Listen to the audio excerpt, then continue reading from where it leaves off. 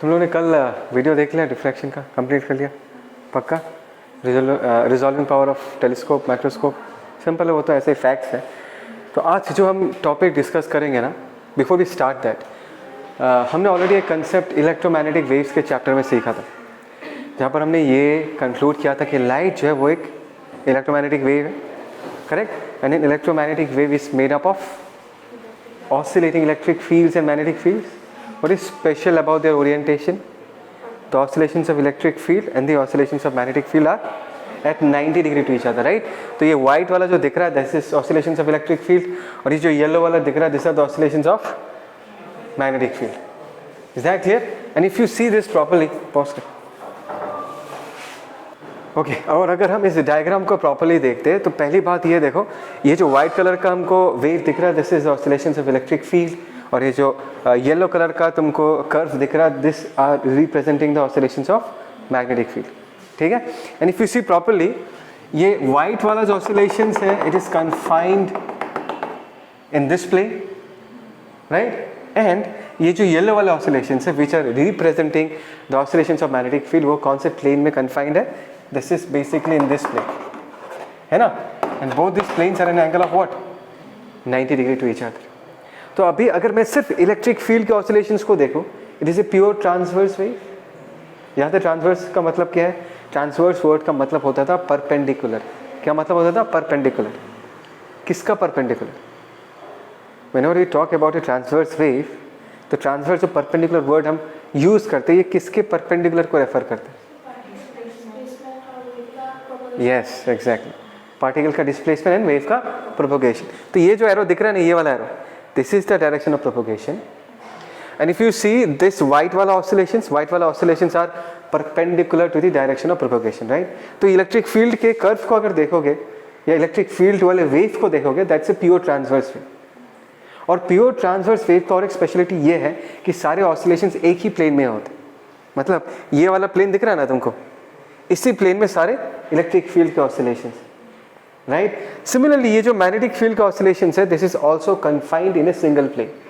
ये वाला प्लेन दिख रहा है, इस वाले प्लेन पे सारे मैग्नेटिक फील्ड का ऑसिलेशंस कन्फाइंड है, इस प्लेन के बाहर नहीं जाते.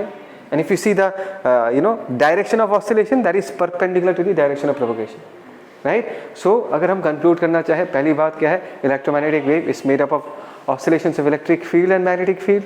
They are mutually perpendicular to each other and they are also perpendicular to the direction of propagation. Both of them are pure transverse wave. मतलब उनका जो सारा oscillations है, that is confined in a single plane and perpendicular to the direction of propagation. Is that clear? Okay. और मैंने तुमको पहले ये भी बताया था, और ये प्रूव भी हुआ है कि हमारा जो सेंस ऑफ विजन आता है ना, उसके लिए इलेक्ट्रिक फील्ड रिस्पॉन्सिबल है, नॉट मैग्नेटिक फील्ड. हमको जो चीज़ें दिखाई देता है उसके लिए कौन सा ऑसिलेशन रिस्पॉन्सिबल है? Electric field. एक तो ये फैक्टर. दूसरा फैक्टर ये है कि इलेक्ट्रिक फील्ड का जो स्ट्रेंथ है, that is much larger as compare to the strength of magnetic field. Formula याद है ना? E = B/C होता था. EM वेव के चैप्टर में मैंने बताया था. E = क्या होता है? B/C.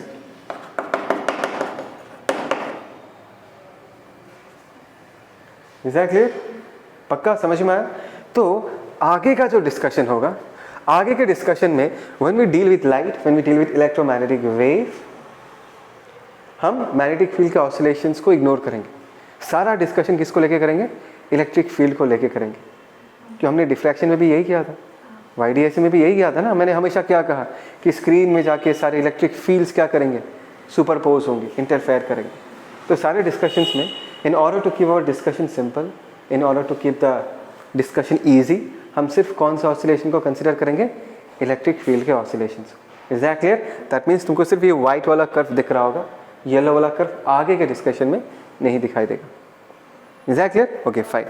So the next question comes is that, ये जो इलेक्ट्रोमैग्नेटिक वेव प्रोड्यूस कैसे होता है? How is the electromagnetic wave produced? याद है EM वेव्स का chapter? How is the electromagnetic wave produced? बस simple, by accelerating charge particles, by accelerating charge particles, right? अभी अगर किसी तरह ये जो तुमको एक पिक्चर दिख रहा है, this is just a representation of a collection of atoms. अभी मैं अगर इन सारे एटम्स को एक्साइट कर दूं,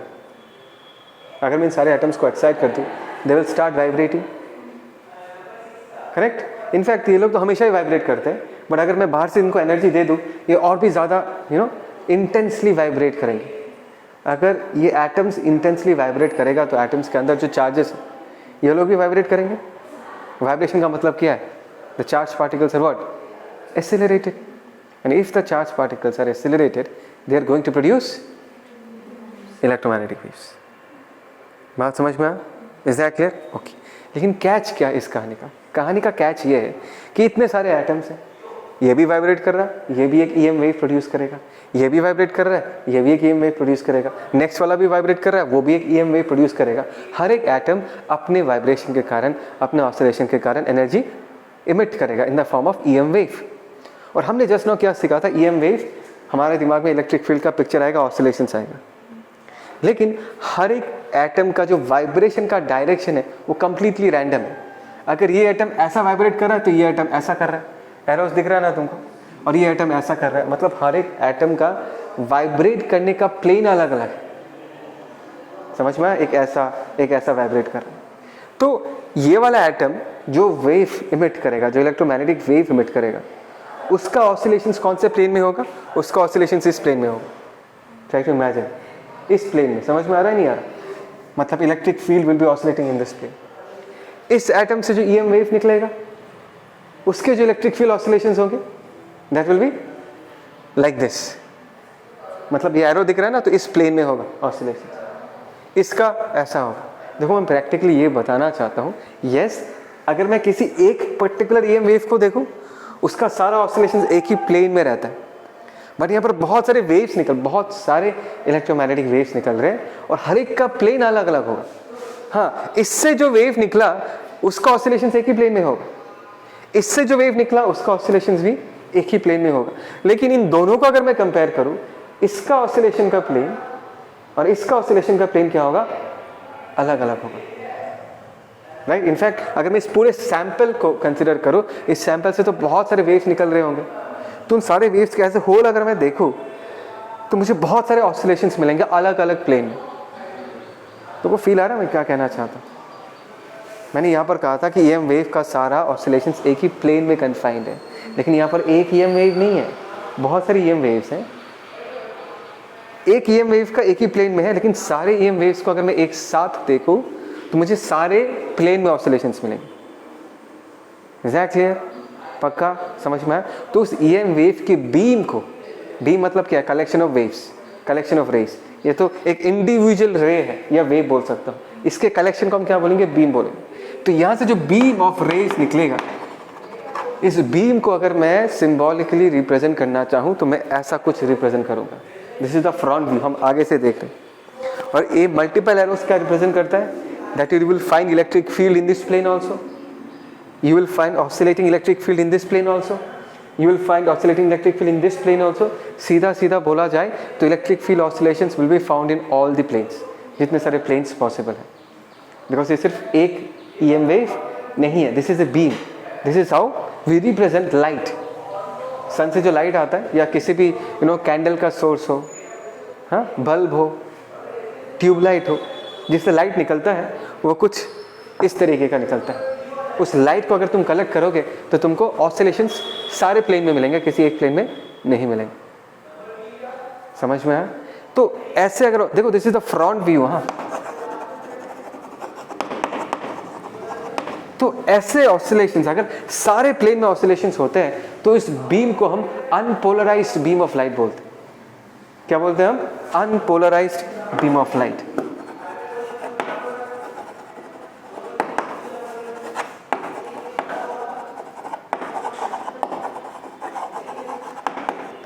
What is unpolarized beam of light? A beam of light which will have electric field oscillations in all the planes.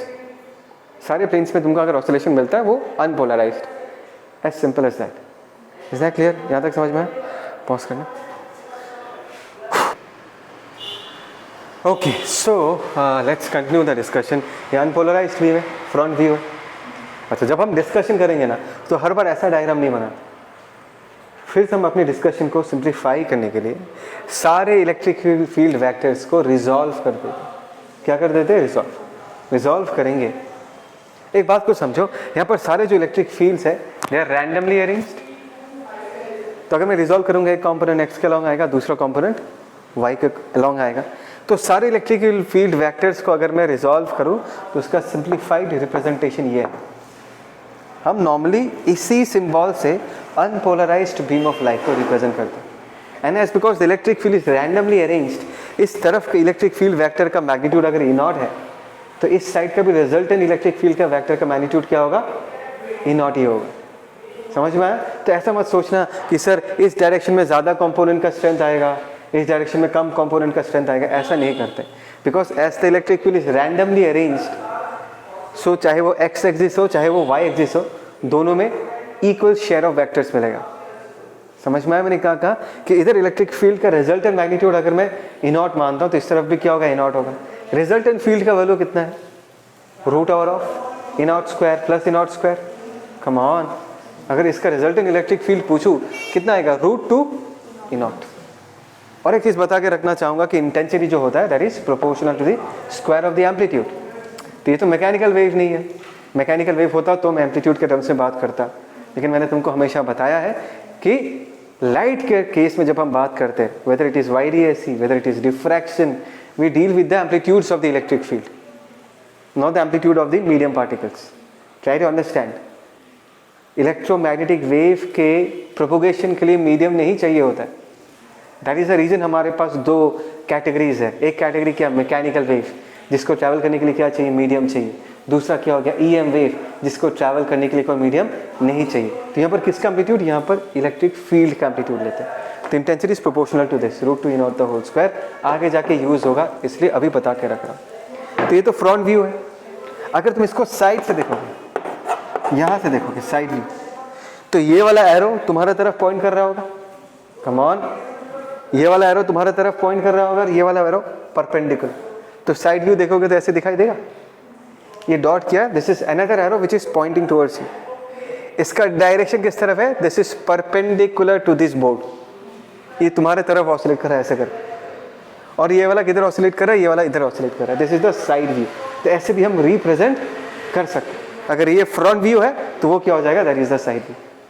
कोई doubt बोलो, ठीक है ना? ओके, लिख कर रखा है dot pointing perpendicular to the plane of board, और ये वाला एरो जो है lying on the plane of board. Very simple, ठीक है ना? अच्छा, अभी इस कहानी को हम फिर से आगे बढ़ाएंगे, but before we talk about this, हमको सबसे पहले एक मटेरियल के बारे में समझना है जिसको हम बोलते हैं पोलराइजर। राइट, क्या बोलते हैं उसको, पोलराइजर। अच्छा, मैं तुमको एक चीज़ बताना भूल गया, ठीक है, बाद में बताऊंगा। Let's talk about polariser now. Right, it's a special kind of material where it contains long chain of molecules. ऐसे उसके जो मॉलिक्यूल्स है ना वो ऐसे अरेंज्ड। एग्जैक्टली, बहुत सिंपल है। ऐसा एक मटेरियल है which contains long chain of molecules. यहाँ पर सारे मॉलिक्यूल्स फॉर एग्जाम्पल इस तरीके से अरेंज्ड है, करेक्ट? अभी अगर मैं एक अनपोलराइज्ड बीम ऑफ लाइट, क्या बोला मैंने, एक unpolarised beam of light which means इधर भी ई नॉट इधर भी ई नॉट, ऐसे अगर फील्ड को मैं इस मटेरियल के थ्रू पास करूं, देख रहा है यहाँ पर एक ई नॉट दिया, यहाँ पर एक ई नॉट दिया, right? If you see the diagram properly तो तुमको रियलाइज होगा ये जो ई नॉट है this is completely going through the molecules या through the atoms of the material. बात समझ में आया? तो ये वाला जो ई नॉट है वो मैक्सिमम मॉलिक्यूल्स के साथ इंटरैक्ट करेगा, और ये वाला ई नॉट जो है वो बहुत कम एटम्स एंड मॉलिक्यूल्स के साथ इंटरैक्ट करेगा। बोलो ये समझ में आया नहीं है? एग्जैक्ट है। So can you guess and से कि अगर ये इलेक्ट्रिक फील्ड इन मॉलिक्यूल्स के थ्रू पास करेगा तो इलेक्ट्रिक फील्ड के साथ क्या होगा? What will happen with electric field? Electric field carries energy. इस एटम्स के अंदर इलेक्ट्रॉन्स हैं, वो इलेक्ट्रिक फील्ड उस पर्टिकुलर एटम्स के थ्रू पास करना चाहेगा, तो इलेक्ट्रिक फील्ड एटम के अंदर के जो इलेक्ट्रॉन्स हैं उनको इस तरह वाइब्रेट कराना चालू करेगा। मतलब the electrons will start vibrating in this fashion. Now the electrons start vibrating, it means that उनके पास एनर्जी आ चुका है, it has got energy। कहाँ से आया एनर्जी? इलेक्ट्रिक फील्ड से आया होगा energy, right? Because electric field जहाँ जहाँ होता है वहाँ पर एनर्जी होता है। पढ़ाया था half epsilon not E square energy density. तो बात को समझो, इलेक्ट्रिक फील्ड दिख रहा है मतलब वो एनर्जी कैरी कर रहा है। और यहाँ पर कहानी ऐसा है कि जब ये इलेक्ट्रिक फील्ड इस लॉन्ग चेन ऑफ मॉलिक्यूल्स के थ्रू पास करेगा, this electric field will be absorbed by the atom. Now what do you mean when I say absorbed by the atom? It is the energy of the electric field which is absorbed by the atom, because what you see is that the electrons inside the atom, they start vibrating. So where do these electrons got their energy from? It is from the oscillating electric field. So we say that electric field जब इन molecules के through, ये वाला electric field जब molecules के through pass करेगा, वो बच नहीं पाएगा. Atom क्या कर लेगा, उसको absorb कर लेगा और वो vanish हो जाएगा. That means this electric field will be absorbed. बात समझ में आ रहा है मैं क्या कह रहा हूँ? Is that clear? पक्का? Okay. So finally, if I see the other component, इस component का interaction तो बहुत कम ही molecules के साथ हो रहा है. तो ये वाला जो component of electric field है, ये बहुत आसानी से बच के निकल जाएगा उस material के through. उसको कोई absorb नहीं करेगा. बात समझ में आया? अच्छा, तो मेरा question ये है कि इस material को अगर मैं unpolarized beam of light feed करता हूँ, finally उस material को cross करके क्या निकलेगा? ये वाला कंपोनेंट एब्जॉर्ब हो जाएगा, सिर्फ ये वाला कंपोनेंट बचेगा और ये वाला कंपोनेंट निकल के आ जाएगा. Is that clear? That means the beam which will come out of the polariser will have only oscillations in this plane. समझ में आया? The beam which will cross the polariser will be only this component. The horizontal component will be absorbed. That means जो निकल के आएगा, जो light निकल के आएगा, उसके पास जो ऑसिलेशंस है that will be confined only in a single plane. Multiple plane में oscillations नहीं होगा. Multiplane होने से ऐसा होगा, इधर भी होगा इधर भी होगा. अगर ये नहीं है सिर्फ ये है, so we will say that the light has oscillations only in one defined plane. और ऐसे लाइट को हम क्या बोलते हैं? Polarized beam of light बोलते हैं. क्या बोलते हैं हम? Unpolarized का उल्टा, that is polarized beam of light. उसका definition क्या है? Very simple. If a light has got oscillations only in one plane, we call it as a polarized beam of light. So polarizer use करके हम क्या करते हैं? Polarizer use करके हम एक unpolarized beam of light को polarized beam of light में convert कर देते हैं. हम लोग जो ये polaroid glasses, sun glasses use करते हैं ना, वो sun के flare को घटा देता है ना, हमको इतना प्रॉब्लम नहीं होता. ऐसा क्यों? sun का बीम मतलब unpolarized beam of light. जब उस पोलराइड के थ्रू पास करेगा, क्या कर लेगा? वो एक कंपोनेंट को पूरा एब्जॉर्ब कर लेगा और कुछ ही लाइट हम तक पहुंचेगा. दैट इज द रीजन हमको इतना फ्लेयर नहीं दिखता. समझ में आ रहा है मैं क्या कह रहा हूँ? पोलराइड सनग्लासेस के बारे में बात कर रहा हूँ. अच्छा, इसके बारे में आगे जाके मैं और भी अच्छे से डिस्कस करूँगा. बोलो यहाँ तक समझ में आया नहीं है? ऑब्वियसली तुम एग्जाम में ये मतलब जब रिप्रेजेंट करते हैं तो ऐसे करके तो रिप्रेजेंट नहीं करते मॉलिक्यूल्स दिखा के. ये तो मैं तुमको सिर्फ अंदर का कहानी बताने के लिए मैंने ऐसा डायग्राम बनाया. कहानी समझ में आया नहीं आया? एक्चुअली होता क्या है, पोलराइजर फंक्शन कैसे करते हैं. ठीक है, पॉज करना. ठीक है, so this is how we will represent a polariser. Right, जिस एक्सिस के थ्रू इलेक्ट्रिक फील्ड पास कर जाएगा उसको हम पास एक्सिस बोलते हैं. नाम सुन के लग रहा है पास एक्सिस, वो इलेक्ट्रिक फील्ड को पास करने देगा. और या क्रिस्टलोग्राफिक एक्सिस भी बोलते हैं उसका. ठीक है ना. ये क्या, this is an unpolarised beam of light. क्या देख के पता चला तुमको? Sir there are oscillations along X along Y, दोनों तरफ है, एरोस भी और डॉट्स भी है. So this is an unpolarised beam of light. सिर्फ एरो वाला पास कर जाएगा, डॉट्स वाला ये क्रिस्टल क्या कर लेगा? एब्जॉर्ब कर लेगा. तो सिर्फ ये एरो वाला निकल गया, मतलब this is a polarised beam of light. बात समझ में आया? सिंपल. अभी देखो यहाँ का इलेक्ट्रिक फील्ड अगर √2E0 है ना, √2E0 will be the resultant field. थोड़ी देर पहले बताया था. तो यहाँ पर मैंने इंटेंसिटी जो लिखा I0 let us is proportional to √2E0 का होल स्क्वायर. और यहाँ पर सिर्फ E0 वाला फील्ड बच जाएगा. और इस लाइट का इंटेंसिटी अगर मैं I बोलता हूँ तो I प्रोपोर्शनल टू मैं क्या लिख दूंगा? A0 square. Is that clear? तो ध्यान से देखो, I बाई I0 दोनों को अगर मैं डिवाइड करता हूँ, I के यहाँ पर क्या आ जाएगा? A0 square. और इसके जगह क्या आ जाएगा? 2E0 square. सो I का वैल्यू हमको फाइनली क्या मिलेगा? I का value is what? I0 by 2. मतलब इस वेव का इंटेंसिटी अगर I0 होता है जब ये पोलराइजर से निकलेगा, समझ रहे हो ना मैं क्या कह रहा हूँ? आते हुए बीम का अगर इंटेंसिटी I0 है, पोलराइजर से जब वो निकलेगा उसकी इंटेंसिटी आधा हो जाए. क्या हो जाएगा? आधा. दैट इज I0 बाई 2 इस बीम का intensity. Is that clear? Simple है ना ये कैलकुलेशन, इसमें कुछ है ही नहीं, ठीक है ना? Okay fine. अच्छा अभी और एक सेटअप है, आई थिंक सो नाम मैं सही बोल रहा हूँ, मालूस लॉ ही बोलते हैं इसको, या I don't know about the pronunciation. Recording का यही पंगा है, पता है ना, क्लास में तो निकल जाता है कुछ भी बोल के। अच्छा ठीक है, नाम तो मालूस लॉ ही दिख रहा है, ठीक है ना, ये लॉ है। तो ये एक पोलरॉइड है या polariser, whatever you want to say, ये भी एक पोलराइजर है। मतलब बेसिकली हमारे पास अभी फेस टू फेस दो पोलराइजर्स, एक को पोलराइजर बोलते हैं, दूसरे को एनालाइजर बोलते हैं, लेकिन दोनों एक ही चीज़, सिर्फ नाम बदल दिया हमने। तो इसको अप्रोच कौन कर रहा है? एक unpolarised beam of light, pass axis दिख रहा है इसका, पास एक्सिस, सिर्फ ये वाला कंपोनेंट इससे निकल के आएगा, बाकी सारे कंपोनेंट्स क्या कर लेगा? ये एब्जॉर्ब कर लेगा। बात समझ में आ रहा है मैं क्या कह रहा हूँ? Is that clear? तो ये ऑलरेडी पोलराइज्ड हो चुका है।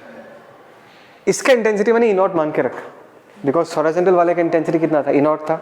इसका intensity, sorry not intensity, sorry electric field, ये अगर E0 है तो ये भी E0 है, ये बच के निकल के आ गया, इसका वैल्यू कितना लिखते हैं हमने? E0, right? यही वाला केस है।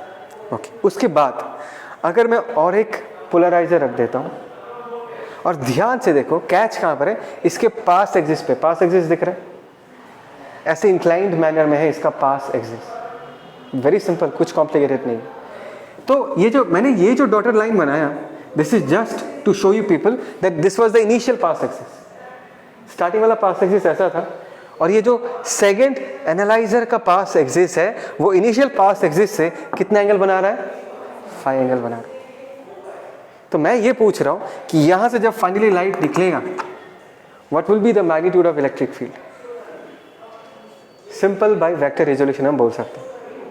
ये अगर E0 है, E0 का सिर्फ ये वाला कंपोनेंट निकल के आ जाएगा एनालाइजर से, कम ऑन, ये है ना पास एक्सिस, यही तो है पास एक्सिस, इसी तरफ तो था पास एक्सिस इसका, तो इस तरफ जितना इलेक्ट्रिक फील्ड का कंपोनेंट आएगा वही सिर्फ बच के निकल के आएगा।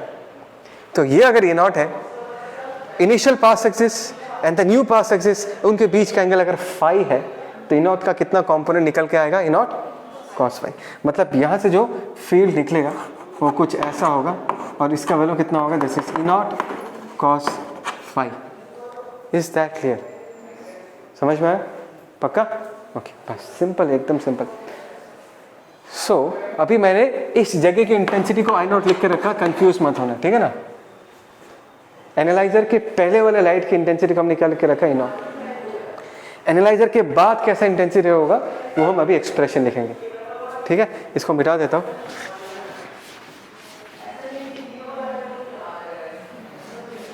ओके, बढ़िया है। तो हमको पता है कि I0 is proportional to what? E0 square.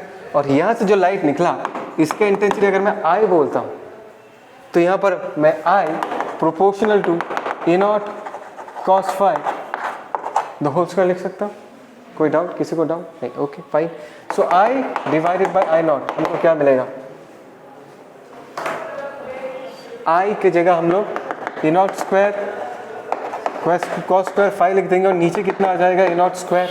E0 square को मार देगा तो बचेगा क्या? I equal to I0 cos square phi. So this is the expression for intensity of the light beam which will come out from the analyzer। और वो किसका function है? वो फाई का फंक्शन है। फाई पे डिपेंड करता है ना, फाई बदलेगा तो I बदल जाएगा, I0 तो कांस्टेंट है। फाई क्या है?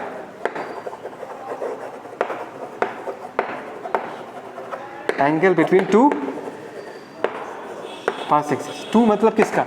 Polariser and analyser. ये खुद सोच के देखो, when phi is equal to what? 90 degree, I is equal to 0. It is obvious. Why obvious? Phi 90 मतलब क्या? पास एक्सिस ऐसा नहीं है, पास एक्सिस ऐसा है। और एक बार इनकमिंग इलेक्ट्रिक फील्ड को देखो कैसा है। इनकमिंग इलेक्ट्रिक फील्ड ऐसा है और दरवाजा ऐसा खुला हुआ है, तो ये इलेक्ट्रिक फील्ड जा पाएगा इस दरवाजे से? क्या हो जाएगा? कंप्लीटली एब्जॉर्ब हो जाएगा।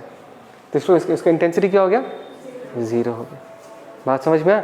तो फाई का वैल्यू अगर चेंज करते जाओगे तो तुम्हारा इंटेंसिटी भी चेंज होता जाएगा, और जब फाई का वैल्यू 90 हो जाएगा तब इंटेंसिटी क्या हो जाएगा? 0 हो जाएगा। और ये कब होगा? Incoming light should be polarised. नहीं आया समझ में? Incoming light should be polarised, मतलब ये अगर एनालाइजर है, एक पोलराइज्ड बीम आ रहा है, तो पोलराइज्ड बीम का इंटेंसिटी ये रिलेशन देगा, और इसी को ही हम मालूस लॉ बुलाते हैं। This is Malus law. कोई डाउट? सिंपल तो है।